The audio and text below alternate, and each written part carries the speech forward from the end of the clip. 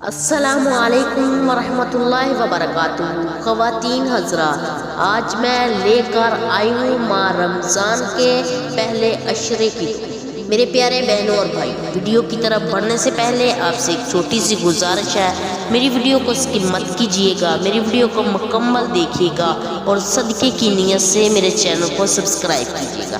رمضان کے پہلے عشرے کی دعا: رب اغفر لی وارحمنی انت خیر الراحمین، رب اغفر لی وارحمنی انت خیر الراحمین۔ اے اللہ مجھے بخش دے، مجھ پر رحم فرما، تو سب سے بہتر رحم کرنے والا ہے۔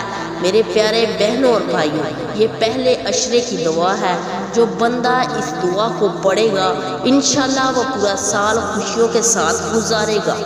رسول اکرم صلی اللہ علیہ وسلم نے فرمایا، جنت کا ایک دروازہ ہے جسے باب ریان کہا جاتا ہے، قیامت کے دن اس دروازے سے صرف روزے دار ہی جنت میں داخل ہوں گے، ان کے سوا اور کوئی اس میں نہیں داخل ہوگا۔ پکارا جائے گا، روزے دار کہاں ہے؟ وہ کھڑے ہو جاؤ، ان کے سوا اس میں اور کوئی داخل نہیں ہوگا۔ جب یہ لوگ اندر چلے جائیں گے تو یہ دروازہ بند کر دیا جائے گا، پھر اس سے کوئی اندر نہیں جا سکے گا۔ روزہ انسان کو صبر اور شکر کرنے والا بنا دیتا ہے۔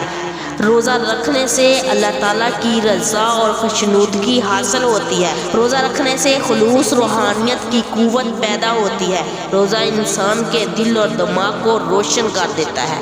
میرے پیارے بہنوں اور بھائیوں، اللہ تعالیٰ ہم سب کو اس دعا کو پڑھنے کی توفیق عطا فرمائے۔ جزاک اللہ خیرا۔